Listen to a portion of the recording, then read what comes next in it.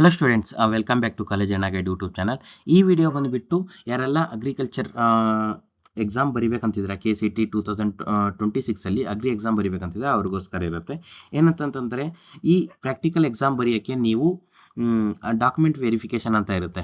ಆನ್ಲೈನಲ್ಲೇ ನೀವು document upload ಮಾಡಬೇಕಾಗುತ್ತೆ. ಯಾವುದೇ ರೀತಿ ಆಫ್ಲೈನ್ ಇರೋದಿಲ್ಲ, KA ಪೋರ್ಟಲಲ್ಲೇ ಇರುತ್ತೆ. ಅದನ್ನು ಕೂಡ ನಾನು ತೋರಿಸ್ತೀನಿ ಯಾವ ರೀತಿ ನೀವು ಅಪ್ಲೋಡ್ ಮಾಡಬೇಕಂತ. ಅದಕ್ಕಿಂತ ಮುಂಚೆ ಏನೇನು ಡಾಕ್ಯುಮೆಂಟ್ಸ್ ಎಲ್ಲ ನೀವು ರೆಡಿ ಮಾಡ್ಕೊಳ್ಬೇಕಾಗುತ್ತೆ. ಸ್ವಲ್ಪ ಡಾಕ್ಯುಮೆಂಟ್ಸ್ ನಿಮ್ಮ ಹತ್ರ ಇರುತ್ತೆ, ಸ್ವಲ್ಪ ನೀವು ರೆಡಿ ಮಾಡ್ಕೊಂಡು ಅಪ್ಲೋಡ್ ಮಾಡಬೇಕಾಗುತ್ತೆ. ಅದನ್ನು ಕೂಡ ಹೇಳಿರ್ತೀವಿ. ಅದಾದಮೇಲೆ ಇಂಪಾರ್ಟೆಂಟ್ ಬಂದುಬಿಟ್ಟು ಏನಂತಂತಂದರೆ ಡೇಟ್ಸ್ ಇರುತ್ತೆ. ಯಾವ ಡೇಟ್ಸಿಂದ ಯಾವ ಡೇಟ್ಸ್ಗೆ ನೀವು ಡಾಕ್ಯುಮೆಂಟ್ ಅಪ್ಲೋಡ್ ಮಾಡಬೇಕು, ಯಾವ ಡೇಟ್ಸ್ಗೆ ನಿಮ್ಮ ಎಲಿಜಿಬಿಲಿಟಿ ಲಿಸ್ಟ್ ಬರುತ್ತೆ, ಯಾವ ಡೇಟ್ಗೆ ನೀವು ಹಾಲ್ ಟಿಕೆಟ್ ಅನ್ನೋದಿರುತ್ತೆ. ಪ್ರಾಕ್ಟಿಕಲ್ ಎಕ್ಸಾಮ್ ಅದು ಡೌನ್ಲೋಡ್ ಮಾಡ್ಕೊಳ್ಬೋದು. ಫೀಸ್ ಎಷ್ಟಿರುತ್ತೆ ಮತ್ತು ಎಕ್ಸಾಮ್ ಡೇಟ್ ಯಾವಾಗಿರುತ್ತೆ, ರಿಸಲ್ಟ್ ಯಾವಾಗ ಬರುತ್ತೆ ಅನ್ನೋದು ಕೂಡ ನಾವು ಕ್ಲಿಯರಾಗಿ ಈ ವಿಡಿಯೋದಲ್ಲಿ ಹೇಳಿರ್ತೀವಿ. ನಿಮ್ಗೆ ಯಾವುದೇ ಒಂದು ರೀತಿಯ ಕ್ವಶನ್ಸ್ ಡೌಟ್ಸ್ ಇದ್ದರೆ ವೀಡಿಯೋನ ಕಮೆಂಟ್ ಮಾಡಿ. ಅದಕ್ಕಿಂತ ಮುಂಚೆ ವೀಡಿಯೋನ ಲೈಕ್ ಮಾಡಿ. ಅವಾಗ ಏನಂತಂದರೆ ನಮಗೂ ಒಂಥರ ಮೋಟಿವೇಟ್ ಆಗ್ತೀವಿ ವೀಡಿಯೋಸ್ ಮುಖಾಂತರ ನಿಮಗೆ ಸಪೋರ್ಟ್ ಮಾಡೋದಕ್ಕೆ. ಓಕೆನಾ ಸ್ಟೂಡೆಂಟ್ಸ್? ಕಂಪಲ್ಸರಿ ಡಾಕ್ಯುಮೆಂಟ್ ವೆರಿಫಿಕೇಷನ್ ಮಾಡಿಸ್ಬೇಕಾಗುತ್ತೆ. ಆವಾಗಲೇ ನಿಮಗೆ ಎಲಿಜಿಬಿಲಿಟಿ ಲಿಸ್ಟ್ ಬರುತ್ತೆ. ಎಲಿಜಿಬಿಲಿಟಿ ಲಿಸ್ಟ್ ಅಂದರೆ ನೀವು ಎಕ್ಸಾಮ್ ಬರೆಯೋದಕ್ಕೆ ಅರ್ಹರಾಗಿದ್ದೀರಾ ಪ್ರಾಕ್ಟಿಕಲ್ ಎಕ್ಸಾಮ್ಗೆ. ಅದರಲ್ಲಿ ನಿಮ್ಮ ನೇಮ್ ಏನಾದರೂ ಬರಲಿಲ್ಲ ಅಂತಂದರೆ ನೀವು ಎಕ್ಸಾಮ್ ಸೆಂಟರ್ಗೆ ಹೋಗೋ ಅವಶ್ಯಕತೆನೇ ಇರಲ್ಲ ಪ್ರಾಕ್ಟಿಕಲ್ ಎಕ್ಸಾಮ್ಗೆ. ಓಕೆನಾ? ಏನಂದ್ರೆ ನಿಮ್ಮ ಹತ್ರ ಅಡ್ಮಿಟ್ ಕಾರ್ಡೇ ಇರೋದಿಲ್ಲ. ಸೊ ಅದಕ್ಕೋಸ್ಕರ ಈ ವಿಡಿಯೋನ ಕೊನೆವರೆಗೂ ನೋಡಿ. ಈ ವಿಡಿಯೋ ಸ್ವಲ್ಪ ಲೆಂದಿ ಆಗಿರುತ್ತೆ, ಅಂದರೆ ಒಂದು 12 ನಿಮಿಷ 13 ನಿಮಿಷ ಇರುತ್ತೆ. 1 ಸೆಕೆಂಡ್ ಕೂಡ ಸ್ಕಿಪ್ ಮಾಡ್ದಂಗೆ ನೋಡಿ. ನಾವು ಪಾರ್ಟ್ 1 ಪಾರ್ಟ್ 2 ಮಾಡೋಣ ಅಂದ್ಕೊಂಡ್ವಿ, ಬಟ್ ಸ್ಟೂಡೆಂಟ್ಸ್ ಎಲ್ಲ ಕನ್ಫ್ಯೂಸ್ ಆಗಿಬಿಡ್ತಾರೆ ಅಂತ ಒಂದೇ ವಿಡಿಯೋದಲ್ಲಿ ಕವರ್ ಮಾಡ್ತಾ ಇದ್ದೀವಿ. ಈ ವಿಡಿಯೋ ಏನಾದರೂ ಫುಲ್ ನೋಡಿದ್ರೆ ನಿಮಗೆ ಟೋಟಲ್ ಅಗ್ರಿಕಲ್ಚರ್ ರಿಲೇಟೆಡ್ ಇನ್ಫಾರ್ಮೇಷನ್ ಬರುತ್ತೆ.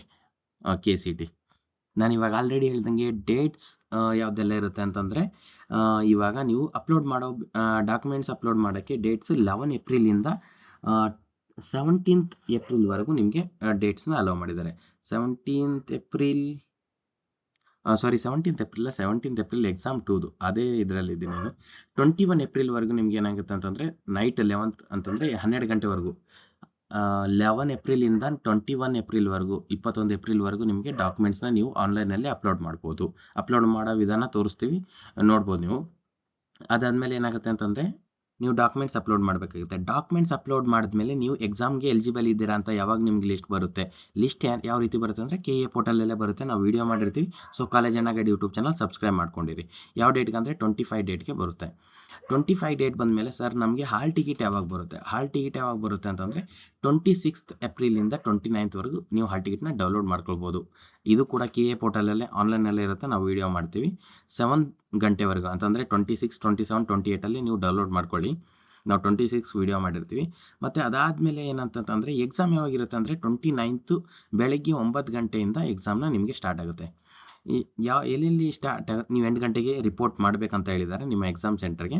ಹಾಲ್ ಟಿಕೆಟಲ್ಲಿ ನಿಮ್ಮ ಎಕ್ಸಾಮ್ ಸೆಂಟರ್ ನಿಮ್ಗೆ ಆಲ್ರೆಡಿ ಗೊತ್ತಾಗಿದೆ. ಏನಕ್ಕಂತ ನೀವು ಅಪ್ಲಿಕೇಶನ್ ಹಾಕುವಾಗ ಸೆಲೆಕ್ಟ್ ಮಾಡಿರ್ತಾರೆ ಯಾವ ಎಕ್ಸಾಮ್ ಸೆಂಟ್ರಲ್ಲಿ ಯಾವ ಕಾಲೇಜಲ್ಲಿ ನೀವು ಎಕ್ಸಾಮ್ ಬರೀತೀರ ಅಂತ. ಅದೇ ಇರುತ್ತೆ, ನನ್ other than that. Okay, 17 exam centre ಇದೆ. ನೀವು ನಿಮ್ಮ ಡಿಸ್ಟಿಕ್ ಲೆವೆಲ್ ಕೃಷಿ ಕಾಲೇಜ್ ರಿಲೇಟೆಡ್ ಆಗಿರಲಿ ಮತ್ತು ವೆಟರ್ನರಿ ಕಾಲೇಜ್ ರಿಲೇಟೆಡ್ ಇದರ ಸೆಂಟರ್ ಯೂನಿವರ್ಸಿಟಿಯಲ್ಲಿ ನೀವು ಎಕ್ಸಾಮ್ ಬರಿತೀನಿ ಅಂತ ಹಾಕಿದ್ದೀರಾ. ಸೊ ಅದರಲ್ಲೇ ಏನು ಮಾಡ್ತೀರಾ ಅಂತಂದರೆ ನೀವು ಎಕ್ಸಾಮ್ನ ಬರಿಬೇಕಾಗುತ್ತೆ, ಅಲ್ಲಿಗೆ ಹೋಗಬೇಕಾಗುತ್ತೆ ರಿಪೋರ್ಟಿಂಗ್ ಟೈಮ್.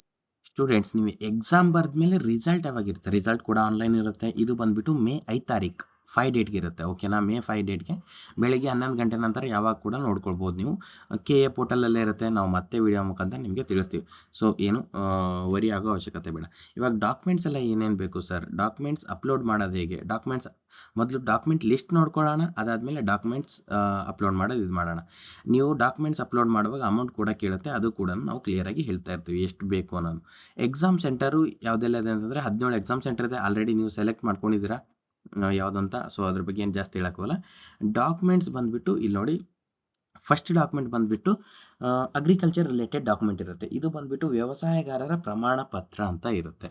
ವ್ಯವಸಾಯಗಾರ ದೃಢಿ ಪ್ರಮಾಣ ಪತ್ರ 1. ಇನ್ನೊಂದು ಏನಂತಂದರೆ ವ್ಯವಸಾಯಗಾರ ಕುಟುಂಬ ಸದಸ್ಯ ದೃಢೀಕರಣ ಪ್ರಮಾಣ ಪತ್ರ. ಇನ್ನೊಂದು ಏನಂತಂದರೆ ಇನ್ನೊಂದಿಲ್ಲಿ ಮೆನ್ಷನ್ ಇಲ್ಲ. ಇನ್ನೊಂದು ವ್ಯವಸಾಯಗಾರರ ಕಾರ್ಮಿಕ ಪ್ರಮಾಣ ಪತ್ರ ಅಂತ ಇರುತ್ತೆ. ಇವು 3 ಅಗ್ರಿಕಲ್ಚರಲ್ ರಿಲೇಟೆಡ್ ಸರ್ಟಿಫಿಕೇಟ್ಸ್. ಓಕೆನಾ?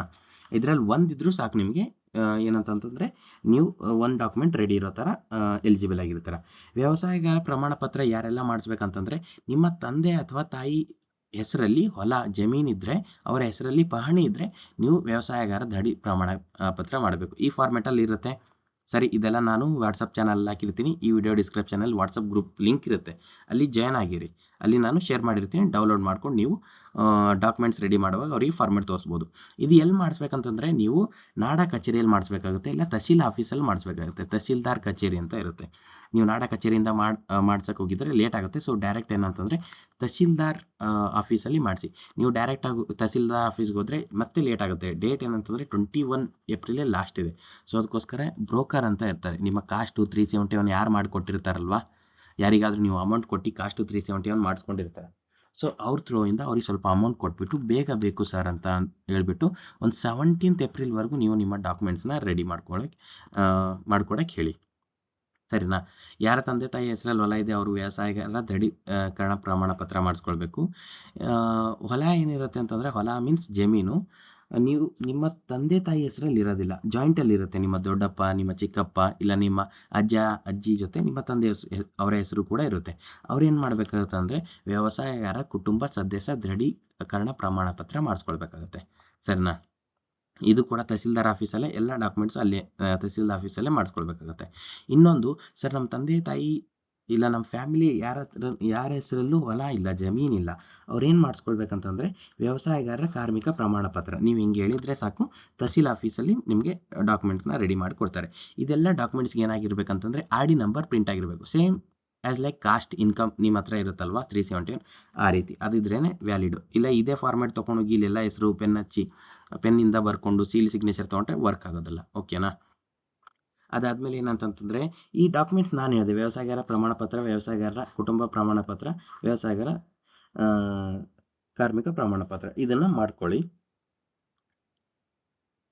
ಡಾಕ್ಯುಮೆಂಟ್ ಸೆಕೆಂಡ್ ಬಂದುಬಿಟ್ಟು ವಂಶ ವೃಕ್ಷ ಅಂತ ಮಾಡ್ಕೊಳ್ಬೇಕಾಗುತ್ತೆ. ವಂಶ ವೃಕ್ಷ ಯಾರೆಲ್ಲ ಮಾಡ್ಕೊಳ್ಬೇಕಾಗುತ್ತೆ ಅಂತಂದರೆ, ನೀವು ಜಸ್ಟ್ ವಂಶ ವೃಕ್ಷ ಅಂತ ಹೇಳಿದರೆ ಆಯಿತು. ನೀವು ಯಾರಿಗೆ ಅಮೌಂಟ್ ಕೊಟ್ಟು ನೀವು ಈ ಡಾಕ್ಯುಮೆಂಟ್ಸ್ ವ್ಯವಸಾಯ ಅಗ್ರಿಕಲ್ಚರ್ ರಿಲೇಟೆಡ್ ಮಾಡಿಸ್ಕೊಳ್ತಿದ್ದೀರಲ್ವ ರೆಡಿ, ಅವರಿಗೆ ವಂಶ ವೃಕ್ಷ ಅಂತ ಹೇಳಿ. ವಂಶ ವೃಕ್ಷ ಅಂದರೆ ಏನಂತಂದರೆ, ನಿಮ್ಮ ತಂದೆ ತಾಯಿಯ ಹೆಸರಲ್ಲಿ ಹೊಲ ಇಲ್ಲ, ಬಟ್ ನಿಮ್ಮ ಅಜ್ಜ ಅಂದರೆ ಹೆಸರಿದೆ ನಿಮ್ಮ ತಂದೆ ತಾಯಿರದು, ಬಟ್ ಜಾಯಿಂಟ್ ಅಂತ ಇರುತ್ತೆ. ಓಕೆನಾ? ಜಾಯಿಂಟ್ ಪಹಣಿ ಅಂತ ಹೇಳ್ತಾರೆ, ಇಲ್ಲ ಜಾಯಿಂಟ್ ಹೊಲ, ಈ ರೀತಿ ಹೇಳ್ತಾ ಇರ್ತಾರೆ. ಸೊ ಅವರು ಈ ಡಾಕ್ಯುಮೆಂಟ್ನ ರೆಡಿ ಮಾಡ್ಕೊಳ್ಬೇಕಾಗುತ್ತೆ. ನೀವು ನಿಮ್ಮ ತಂದೆ ತಾಯಿ ಕೇಳಿ, ಅವ್ರ ಹೆಸರಲ್ಲಿ ಏನಾದರೂ ಹೊಲ ಇದೆನಾ ಇಲ್ಲ ಜಾಯಿಂಟ್ ಇದೆನಾ ಅಂತ. ಅವಾಗ ಹೇಳಿರ್ತಾರೆ. ಜಾಯಿಂಟ್ ಇದ್ದರೆ ವಂಶ ವೃಕ್ಷ ಕೂಡ ಮಾಡ್ಕೊಳ್ಳಿ. ಸೇಮ್ ಪರ್ಸನ್ಗೆ ಕಾಂಟ್ಯಾಕ್ಟ್ ಮಾಡಬೇಕು ನೀವು ತಹಸೀಲ್ ಆಫೀಸ್ ಮಾಡಿಸ್ಕೊಳ್ಳೋವಾಗ.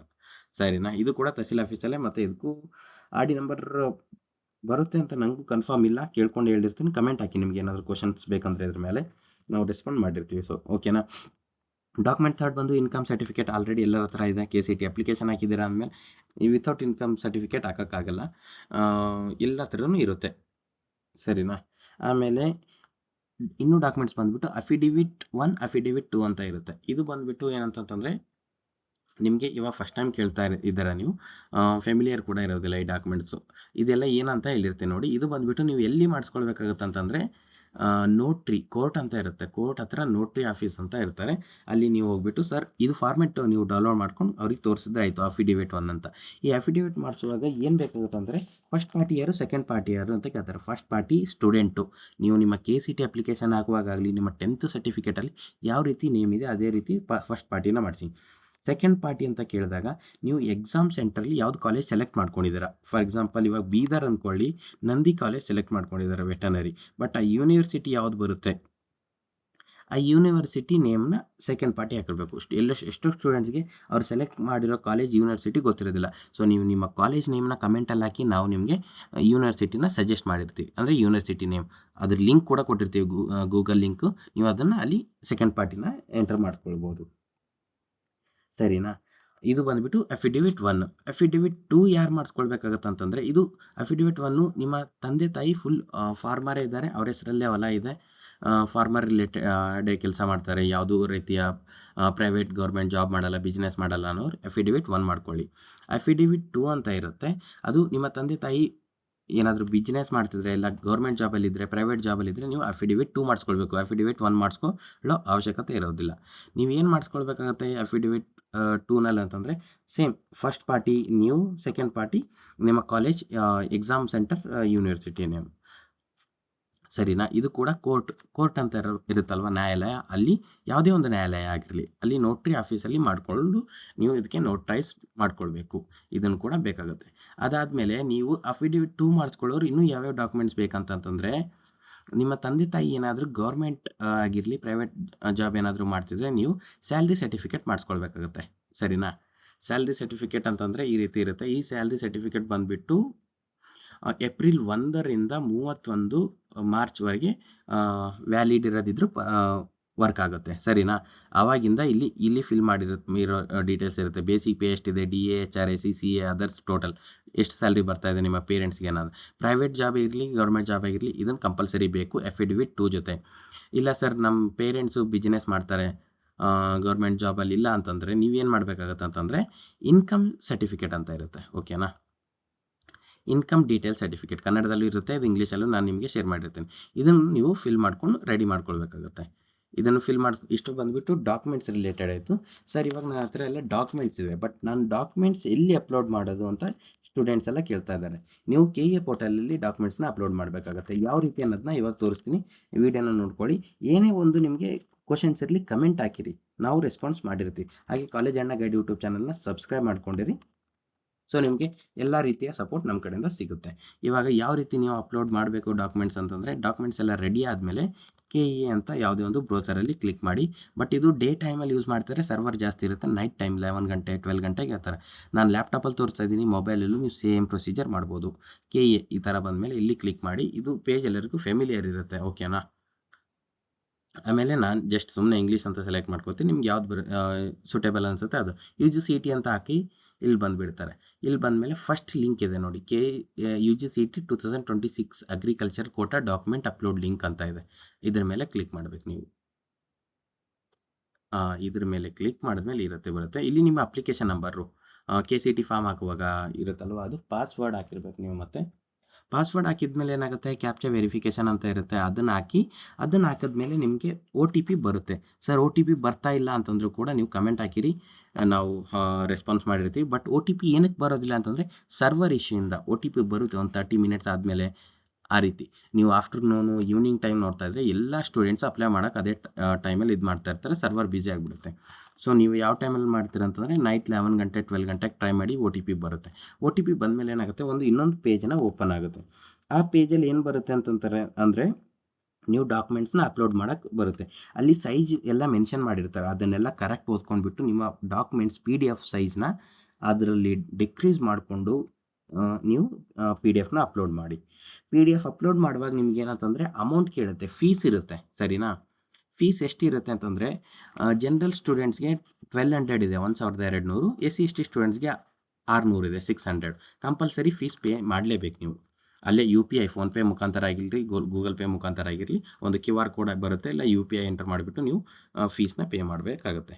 ಫೀಸ್ ಪೇ ಮಾಡಿದ್ಮೇಲೆ ನಿಮಗೆ ಎಲಿಜಿಬಿಲಿಟಿ ಲಿಸ್ಟ್ ಬರುತ್ತೆ. ನಾನು ಹೇಳ್ದಂಗೆ ನೀವೇನಾದರೂ ಎಲಿಜಿಬಲ್, ನಿಮ್ಮ ಡಾಕ್ಯುಮೆಂಟ್ಸ್ ಎಲ್ಲ ಕರೆಕ್ಟ್ ಆಗಿದ್ದರೆ, ಡೇಟ್ಸ್ ಎಲ್ಲನೂ ಫಸ್ಟ್ ವೀಡಿಯೋದಲ್ಲಿ ಹೇಳಿದ್ದೀನಿ, ಸ್ಟಾರ್ಟಿಂಗ್ ವೀಡಿಯೋದಲ್ಲಿ. ಆಮೇಲೆ ಏನಂತಂತಂದರೆ ಎಲಿಜಿಬಿಲಿಟಿ ಲಿಸ್ಟ್ ಬಂದಮೇಲೆ ಮತ್ತು ಅಡ್ಮಿಟ್ ಕಾರ್ಡ್ ಬರುತ್ತೆ.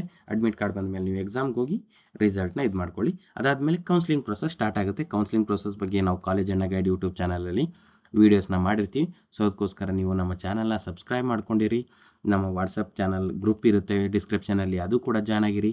ಮತ್ತು ನಿಮಗೆ ಯಾವುದೇ ಒಂದು ರೀತಿಯ ಇಲ್ಲಿವರೆಗೂ KCETದು ಏನೇ ಒಂದು ಡೌಟ್ ಇದೆ ಅಂದರೂ ನಾವು ವೀಡಿಯೋಸ್ ಮಾಡಿದ್ದೀವಿ. ಪ್ರತಿಯೊಂದು ನಿಮ್ಮ PUC ಮಾರ್ಕ್ಸು KCET ಮೇಲೆ ಹೇಗೆ ಡಿಪೆಂಡ್ ಆಗುತ್ತೆ, KCET ರ್ಯಾಂಕ್ ಮೇಲೆ, ಅಡ್ಮಿಟ್ ಕಾರ್ಡ್ ಡೌನ್ಲೋಡ್ ಮಾಡ್ಕೊಂಡು ಯಾವ ರೀತಿ ಮಾಡ್ಕೊಳ್ಬೇಕು, PCMB ಬಂದಿದೆ ಸರ್, ನಾನು PCM ಅಷ್ಟೇ ಅಪ್ಲೈ ಮಾಡಿದೆ, ಅದೆಲ್ಲ ವೀಡಿಯೋಸು ನನ್ನ ಚಾನಲಲ್ಲಿ ಇದೆ.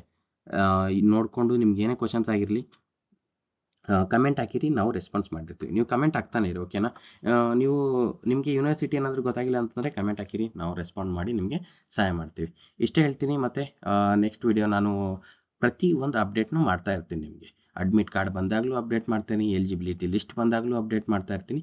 ಸೊ ಅದಕ್ಕೋಸ್ಕರ ಕಾಲೇಜ್ ಅಣ್ಣ ಗೈಡ್ ಯೂಟ್ಯೂಬ್ ಚಾನಲ್ ಸಬ್ಸ್ಕ್ರೈಬ್ ಮಾಡಿ. Thank you. ಮತ್ತೆ ಸಿಗೋಣ ನೆಕ್ಸ್ಟ್ ವೀಡಿಯೋದಲ್ಲಿ. ಬಾಯ್ ಬಾಯ್.